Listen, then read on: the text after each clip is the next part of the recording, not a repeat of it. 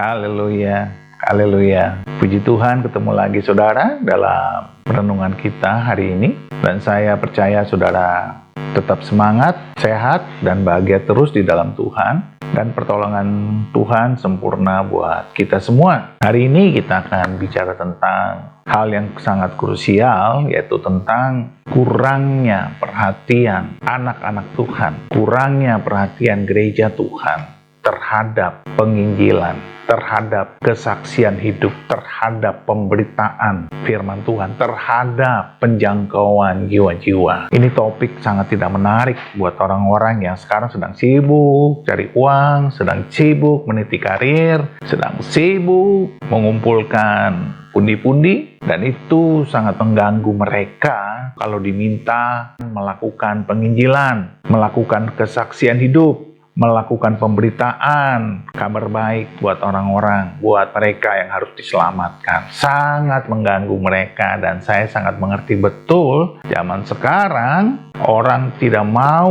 mengalami penginjilan, orang tidak mau mengalami penjangkauan jiwa-jiwa. Mereka puas dengan diri mereka, dan mereka cukup merasa sudah selamat, sudah terima Yesus sebagai Tuhan dan Juru Selamat secara pribadi, lalu tidak melakukan apa-apa, lalu tidak kemana-mana. Mereka sibuk cari pundi-pundi, mereka sibuk mencari karir, mereka sibuk mencari masa depan, cari nafkah, dan seterusnya, dan seterusnya. Tetapi saudaraku, sebelum kita sampai ke sana, kita berdoa dulu ya. Bapa, di dalam nama Tuhan Yesus, terima kasih Tuhan, Kau begitu baik buat kami. Tolong Tuhan, urapi kami semua, hamba-Mu dan juga para pemirsa, para pendengar, para sahabat-sahabat-Mu, kekasih-kekasih hati-Mu. Jamah kami semua Tuhan, celikan mata rohani kami, supaya kuasa Roh Kudus bekerja di tengah-tengah kami, membangkitkan iman kami, membangkitkan pengharapan kami, membangkitkan kasih kami di dalam Engkau. Supaya kami Tuhan menjadi alat di tangan-Mu di akhir zaman ini, menjadi alat di tangan-Mu yang penuh dengan kasih, penuh dengan iman, penuh dengan pengharapan dalam hidup kami, supaya kami dapat menjangkau jiwa-jiwa. Singkapkan isi hati-Mu Tuhan kepada kami, supaya mata batin kami celik, mata hati kami celik. Terpujilah nama Tuhan Yesus. Yang sakit Engkau sembuhkan, yang terikat Engkau bebaskan, dan Engkau merdekakan kami dari segala ketergantungan, keterbatasan, dari segala penjara, budak narkoba, budak seks bebas, budak dosa. Di dalam nama Yesus, biarlah kuasa Roh Kudus bekerja di tengah-tengah kami. In the name of Jesus Christ, by the blood of Jesus Christ. Terima kasih Bapa. Di dalam nama Yesus, kami telah berdoa dan mengucap syukur. Haleluya. Amin. Amin. Amin. Amin. Amin. Amin. Haleluya. Amin. Nah saudara, suatu ketika Tuhan berkata kepada murid-muridnya, ada makanan yang tidak kamu kenal. Nah, mari kita lihat saudara.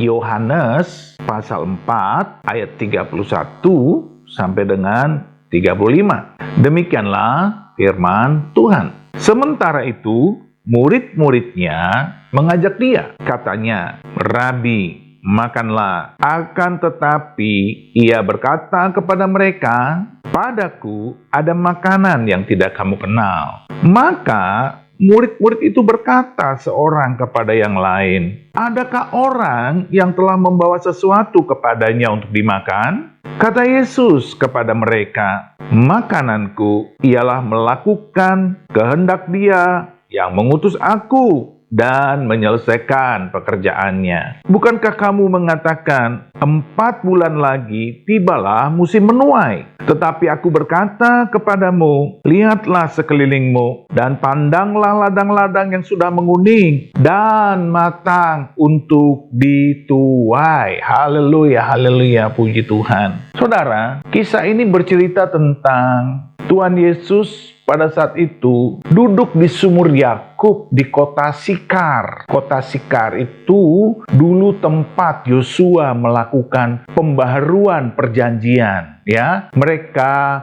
berjanji untuk menyembah Allah Yahweh, Allah Elohim, Adonai Elohim. Mereka berjanji untuk berbakti berbakti kepada Allah, satu-satunya yang layak untuk disembah, itu terjadi di Yosua 24. Inilah kota Sikem, kota Sikar ya, sekarang kota Sikar disebut. Dan di situ Tuhan ketika sedang duduk di sumur Yakub, dia bertemu dengan perempuan Samaria yang pada saat itu sedang mau mengambil air. Nah saudaraku, singkat cerita, perempuan Samaria itu bercakap-cakap dengan Tuhan dan akhirnya dia diubahkan. Dia ditaubatkan. Terjadi pembaruan dahsyat dalam diri perempuan Samaria ini. Nah, ketika dia telah selesai bercakap-cakap, berbicara dengan perempuan Samaria ini, yang telah dibebaskan, yang telah dilepaskan dari kehidupan yang penuh dosa, karena dia telah menikah 5 kali, dan yang ada pada dia sekarang bukan suaminya. Jadi mereka kumpul kebo ya, 7-Eleven ya. Nah, saudaraku, itu diubahkan oleh Tuhan hidupnya. Lalu, setelah selesai bercakap-cakap dengan perempuan Samaria ini, perempuan Samaria ini pergi memberitakan Injil, pergi bersaksi, pergi ke seluruh kota itu. Lalu datanglah murid-muridnya, dan murid-murid itu habis membeli makanan dari kota, lalu menawarkan kepada Tuhan Yesus, "Tuhan, makanlah. Guru, makanlah." Tetapi Tuhan berkata apa? "Padaku ada makanan yang tidak kamu kenal." Mari kita lihat. Akan tetapi ia berkata kepada mereka, "Padaku ada makanan yang tidak kamu kenal." Lalu ia berkata lagi, kata Yesus kepada mereka, "Makananku ialah melakukan kehendak Dia yang mengutus aku dan menyelesaikan pekerjaannya." Jadi saudara lihat, Tuhan Yesus mempunyai makanan rohani yang luar biasa, yaitu apa? Pengutusan, yaitu apa? Penugasan oleh Bapa di sorga untuk melakukan penyelamatan di muka bumi, untuk melakukan penebusan terhadap semua manusia di muka bumi, supaya mereka bebas dari dosa, bebas dari keterikatan, bebas dari penjara, bebas dari kutuk maut, dan Dia melakukan itu sampai selesai. Karena Dia berkata apa? "Makananku ialah melakukan kehendak Dia yang mengutus aku dan menyelesaikan pekerjaannya." Jadi makanan Tuhan adalah melakukan pekerjaan pengutusan. Saudaraku, para murid tidak bisa melihat makanan rohani ini. Mereka melihat makanan jasmani. Jadi waktu para murid menawarkan makanan jasmani kepada Tuhan Yesus, Tuhan berkata, "Padaku ada makanan yang tidak kamu kenal." Saudara, hari-hari ini kita seperti itu. Kita tidak mengenal makanan rohani yang Tuhan maksud. Yaitu apa? Menyelesaikan penugasan oleh Tuhan, oleh Bapa kita di surga, untuk menjadi saksi Kristus di muka bumi. Saudara dan saya dipanggil Tuhan untuk memberitakan kabar baik, untuk memberitakan Injil Kristus. Bukankah Amanat Agung berkata apa? Pergilah, beritakanlah Injil. Jadikanlah semua bangsa muridku dan ajarlah mereka seperti yang pernah kuajarkan kepadamu. Saudara ingat bahwa Amanat Agung itu hari-hari ini tidak terlalu menarik buat generasi milenial, tidak terlalu menarik buat orang-orang tua yang sedang mencari nafkah, tidak terlalu menarik buat anak-anak muda yang sedang meniti karir, tidak terlalu menarik bagi ibu-ibu rumah tangga yang sedang sibuk ber-TikTok ria, yang sedang sibuk ber-Facebook ria, yang sedang sibuk ber-Instagram ria. Mereka lebih senang dengan hal-hal yang duniawi karena mereka tidak mengenal makanan rohani. Mereka tidak mengenal penugasan yang Bapa perintahkan kepada kita untuk kita laksanakan, untuk kita tunaikan. Dan para murid seperti itu. Lalu apa kata Tuhan? Mari kita lihat. "Bukankah kamu mengatakan 4 bulan lagi tibalah musim menuai? Tetapi aku berkata kepadamu, lihatlah sekelilingmu." Saudaraku, mari kita lihat sekeliling kita. Lihatlah sekelilingmu, kata Tuhan. Dan pandanglah ladang-ladang yang sudah menguning dan matang untuk dituai. Dan matang untuk dituai. Saudara lihat, orang-orang akhir zaman itu sedang haus dan lapar akan Tuhan. Sedang haus dan lapar akan Kristus. Sedang haus dan lapar akan kebenaran. Akan damai sejahtera akan kasih Tuhan. Tapi saudara dan saya sibuk cari makan, sibuk cari nafkah, sibuk cari karir, sibuk bermain-main dengan dunia yang fana ini, memanjakan diri, hidup dalam zona nyaman, dan kita menikmati hari-hari, memanjakan diri, dan kita tidak melakukan penjangkauan jiwa-jiwa, memberitakan Injil, menyelamatkan mereka yang harus diselamatkan, mereka yang lapar, mereka yang miskin, mereka yang telanjang, mereka yang lelah, terlantar, dan tak bergembala. Apakah salah dengan cari makan? Apakah salah dengan cari nafkah? Apakah salah meniti karir? Apakah salah membahagiakan keluarga? Apakah salah mengumpulkan pundi-pundi? Saudara, ingat, tidak ada yang salah dengan semua itu. Sepanjang saudara melakukannya dengan benar. Sepanjang saudara berjeri lelah. Sepanjang saudara melakukannya dengan ora et labora. Sementara saudara terus bekerja, mencari nafkah, mencari makan, mencari biaya hidup, mencari karir, mencari penghidupan yang layak, yang lebih baik buat saudara, buat anak saudara, buat istri saudara, buat suami saudara, buat semua kerabat saudara yang saudara kasihi. Nggak ada yang salah. Tetapi ingat, sementara kita bekerja, sementara kita melakukan pencarian nafkah, sementara kita membahagiakan keluarga, saudara dan saya, jangan lupa amanat agung. Jangan lupa bersaksi. Jangan lupa memberitakan Injil. Jangan lupa melakukan penjangkauan. Kenapa? Karena itu perintah Tuhan. Karena itu kehendak Allah. Karena itu kerinduan Allah buat kita. Kenapa? Karena Tuhan rindu semua orang di muka bumi ini diselamatkan. Dia tidak mau orang-orang di muka bumi ini masuk neraka. Karena dia tahu bahwa neraka itu tidak diciptakan untuk manusia. Neraka itu sesungguhnya diciptakan untuk setan, untuk iblis dan antek-anteknya. Tetapi untuk orang yang diciptakannya segambar dan serupa dengan dia. Dia menciptakan surga supaya mereka tinggal di sana, hidup bersama dia. Dan dia berkata, di rumah Bapakku banyak tempat tinggal.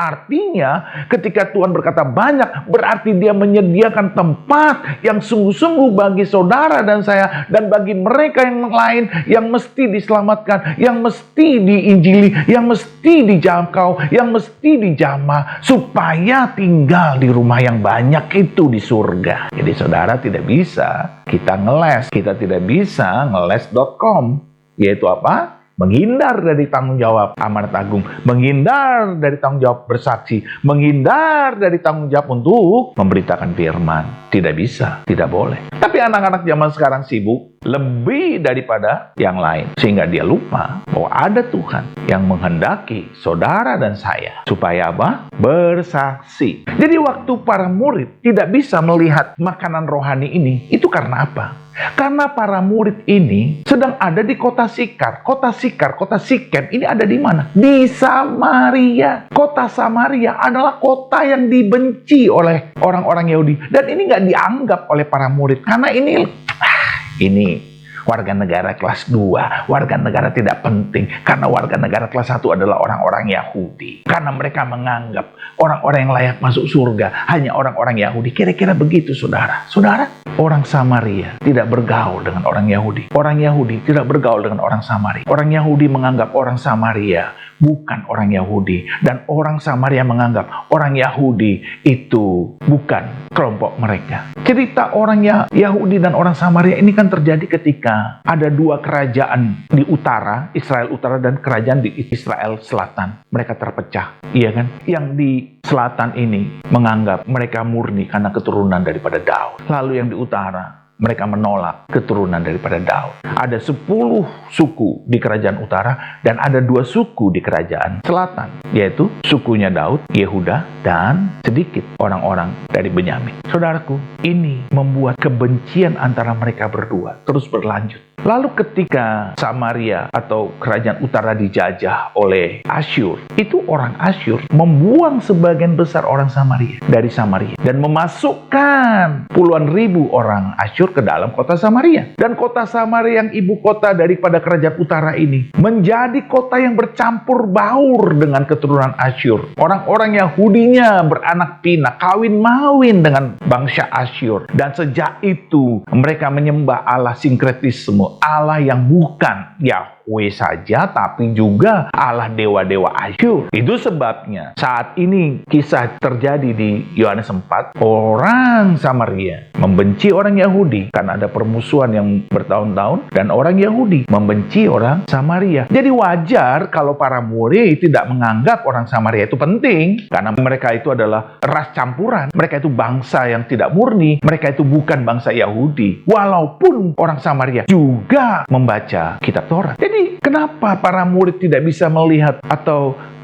memiliki makanan rohani, tidak bisa untuk melihat tuaian yang sudah menguning di Samaria itu? Seperti Tuhan Yesus katakan, bukankah kamu mengatakan 4 bulan lagi tibalah musim menuai? Tetapi aku berkata kepadamu, lihatlah sekelilingmu dan pandanglah ladang-ladang yang sudah menguning dan matang untuk dituai. Jadi gap itu, jurang pemisah itu antara Yahudi dan Samaria itu Tuhan mau runtuhkan.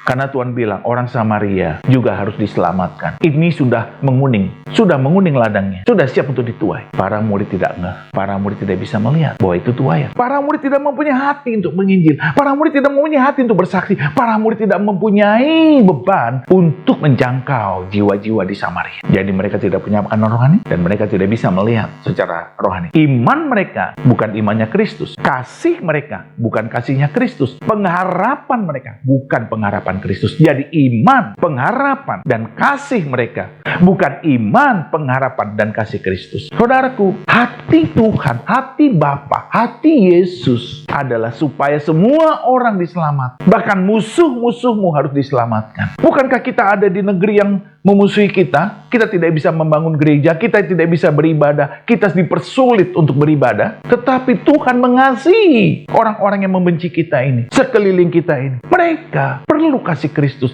mereka perlu jamahan Tuhan, mereka perlu diselamatkan. Sama seperti orang Samaria, kita juga hidup di zaman di mana kita dibenci, kita tanpa sebab, kita tanpa alasan, kita dimusuhi, kita difitnah, kita dicaci maki, kita dibully, kita dihina tanpa sebab, hanya karena kita Kristen. Nah, orang Samaria juga begitu. Jadi, para murid tidak bisa melihat karena belum diubahkan. Berbeda dengan perempuan Samaria. Perempuan Samaria yang sudah 5 kali kawin cerai, lalu kemudian sekarang hidup 7-Eleven, begitu diubahkan oleh Tuhan, Tuhan berkata, pergilah, panggillah suamimu dan datanglah kemari. Aku mau memulihkan engkau, tetapi harus ada suamimu. Saudara ingat, setiap keluarga harus dipulihkan karena Tuhan rindu setiap keluarga dipulihkan. Tuhan tidak rindu hanya engkau sendiri diselamatkan. Dia rindu bapakmu diselamatkan, ibumu diselamatkan, anak-anakmu diselamatkan, istrimu diselamatkan, suamimu diselamatkan, engkaumu diselamatkan, cicimu diselamatkan. Semua orang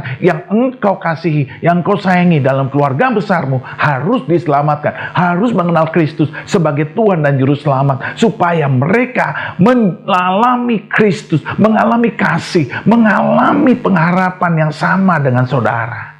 Jadi dia minta panggil suaminya. Dan perempuan Samaria itu bilang apa? Dia jujur. Saudara, awal sebuah pertobatan, awal sebuah pemulihan, awal sebuah pengubahan hidup adalah apa? Kejujuran. Orang jujur dikenang Tuhan. Dia berkata apa?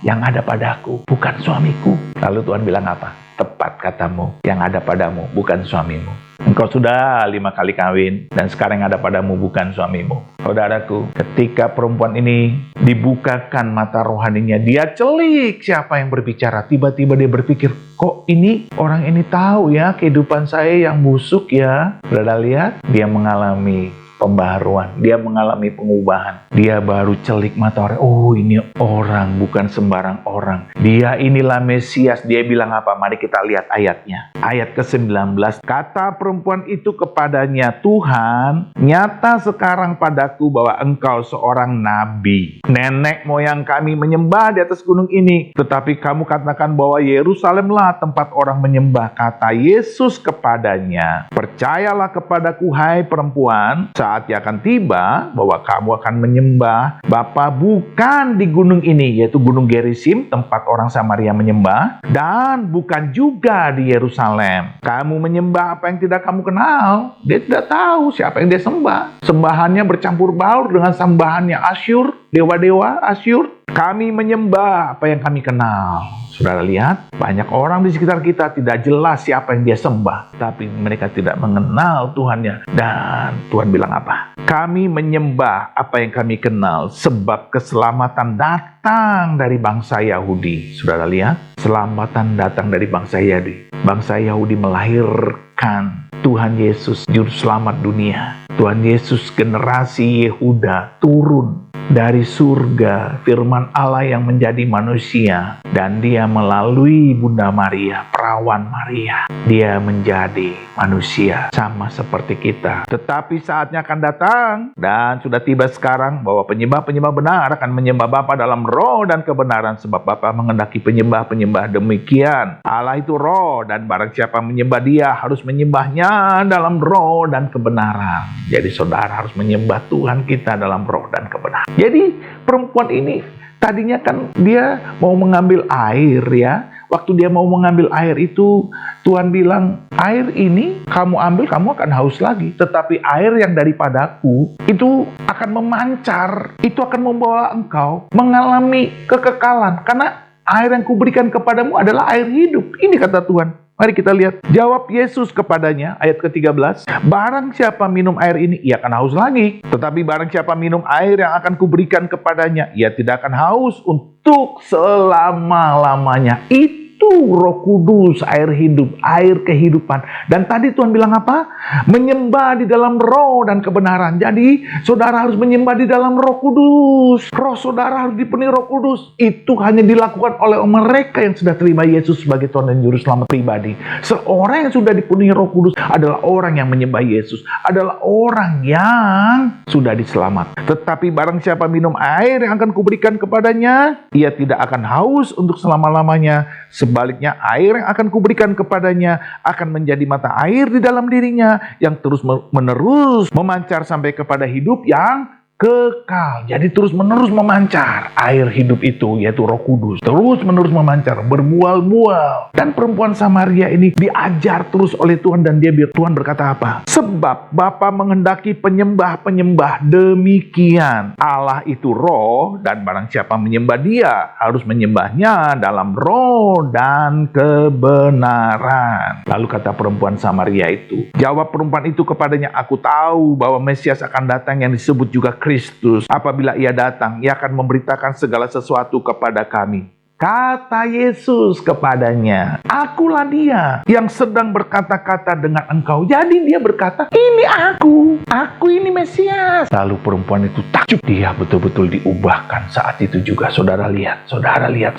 Seseorang tidak bisa makan makanan rohani, seseorang tidak bisa melihat tuaian kalau belum diubahkan, kalau belum diselamatkan, kalau belum mengalami lahir baru, kalau belum bertobat. Banyak kita mengalami Kristen tanpa pertobatan, ke gereja rajin, memberi rajin, bahkan melayani rajin, tapi tidak mengalami pertobatan. Hidupnya masih acak-adul, hidupnya masih tidak kudus, hidupnya masih tidak benar, hidupnya masih belum berkenan kepada Tuhan. Kekristenan tanpa pertobatan itu belum lahir baru, itu belum diubahkan. Dan perempuan Samaria ini diubahkan. Dan dia berkata apa? Aku tahu bahwa Mesias akan datang yang disebut juga Kristus. Apabila ia datang, ia akan memberitakan segala sesuatu kepada kami. Kata Yesus kepadanya, akulah dia yang sedang berkata-kata dengan engkau. Ayat 27, pada waktu itu datanglah murid-muridnya, dan mereka heran bahwa ia sedang bercakap-cakap dengan seorang perempuan, tetapi tidak seorang pun yang berkata, apakah yang kau kehendaki, atau apa yang kau percakapkan dengan dia. Saudara lihat, pada masa bercakap-cakap dengan wanita, itu sesuatu yang tabu, sehingga para murid heran ketika Tuhan Tuhan Yesus berbicara dengan perempuan Samaria ini. Tapi saudara lihat apa yang dilakukan perempuan ini. Lihat setelah dia diubahkan. Dia mengerti betul makanan rohani, bukan makanan jasmani. Dia memiliki mata rohani. Dia memiliki mata iman. Dia memiliki mata kasih. Dia memiliki mata pengharapan. Matanya sama dengan mata Kristus. Matanya mata yang menjangkau jiwa-jiwa, yang mengasihi jiwa-jiwa. Oleh sebab itu, dia melakukan ini. Mari kita lihat ayat ke-28. Maka perempuan itu meninggalkan tempayannya di situ, lalu pergi ke kota dan berkata kepada orang-orang yang di situ, "Mari, lihat, di sana ada seorang yang mengatakan kepadaku segala sesuatu yang telah kuperbuat. Mungkinkah dia Kristus itu?" Wow. Ayat ke-30. Maka mereka pun pergi keluar kota, lalu datang kepada Yesus. Ayat yang ke-39. Dan banyak orang Samaria dari kota itu telah menjadi percaya kepadanya karena perkataan perempuan itu yang bersaksi, "Ia mengatakan kepadaku segala sesuatu yang telah kuperbuat." Ketika orang-orang Samaria itu sampai kepada Yesus, mereka memintanya supaya ia tinggal pada mereka, dan ia pun tinggal di situ 2 hari lamanya. Dan lebih banyak lagi orang yang menjadi percaya karena perkataannya. Dan mereka berkata kepada perempuan itu, "Kami percaya, tetapi bukan lagi karena apa yang engkau katakan, sebab kami sendiri telah mendengar dia, dan kami tahu bahwa dialah benar-benar juru selamat dunia." Wow, keren sekali saudara.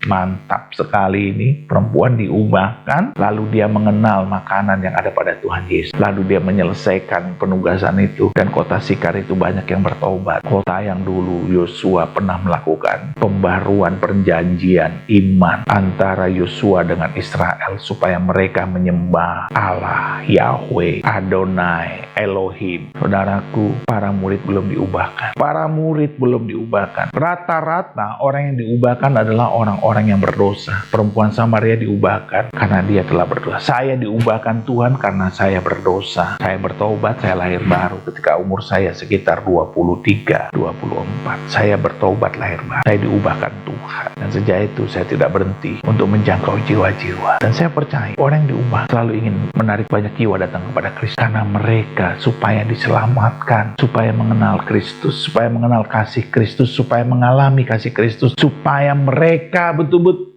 mengerti bahwa Tuhan mengasihi mereka dengan kasih yang kudus, kasih yang tulus, kasih yang suci, kasih yang murni. Itulah saudara dan saya yang sudah dijamah Tuhan. Mari saudara, kita lanjutkan hidup kita dengan penuh keyakinan, melihat seperti mata Tuhan melihat seperti kasih Tuhan melihat seperti iman Tuhan melihat seperti pengharapan Tuhan melihat. Supaya apa? Dunia ini penuh kemuliaan Tuhan. Supaya apa? Dunia ini dijamah Tuhan. Supaya apa? Dunia ini mengalami keselamatan. In the name of Jesus Christ, by the blood of Jesus Christ. Bapa, terima kasih untuk kasih-Mu, untuk kemurahan-Mu, untuk anugerah-Mu. Engkau mencelikkan mata rohani kami. Ubahkan kami semua Tuhan, supaya kami menjadi pribadi yang benar, supaya menjadi pribadi yang berkenan, supaya menjadi pribadi yang sungguh-sungguh memiliki mata iman, mata kasih, mata pengharapan seperti mata Tuhan. Biarlah kami mengenal makanan rohani yang Tuhan punya. Biarlah kami mengenal ladang-ladang dan melihat tuaian yang sudah menguning. Berikan kami hati untuk menjangkau jiwa-jiwa. Berikan kami hati untuk bertobat. Berikan kami hati untuk diubahkan. Kalau Tuhan mengubahkan wanita Samaria itu, Tuhan pasti bisa mengubahkan kami. Tuhan tolong kami, ampuni kami, kasihanilah kami, sebab kami orang yang berdosa di hadapan. Ampuni kami Bapa. Kiranya belas kasihan-Mu membangkitkan iman kami, supaya kami menjangkau jiwa-jiwa. In the name of Jesus Christ, by the blood of Jesus Christ, dalam nama Tuhan Yesus, ubahkan kami Tuhan, celikkan kami. Di dalam nama Yesus, jadilah celik. Tuhan memulihkan hidupmu, saudara-saudaraku, mencelikkan mata hatimu di dalam nama Yesus, dan engkau pergi menjangkau jiwa-jiwa. Engkau meninggalkan apa yang di belakangmu, berlari mengejar apa yang di depanmu. Di dalam nama Yesus, diberkatilah engkau sekarang dan sampai selama-lamanya. Di dalam nama Yesus, Allah mengasihimu. Haleluya. Amin. Amin. Amin. Amin. Amin. Haleluya. God bless you all. Sampai ketemu lagi di lain renungan kita. Amin.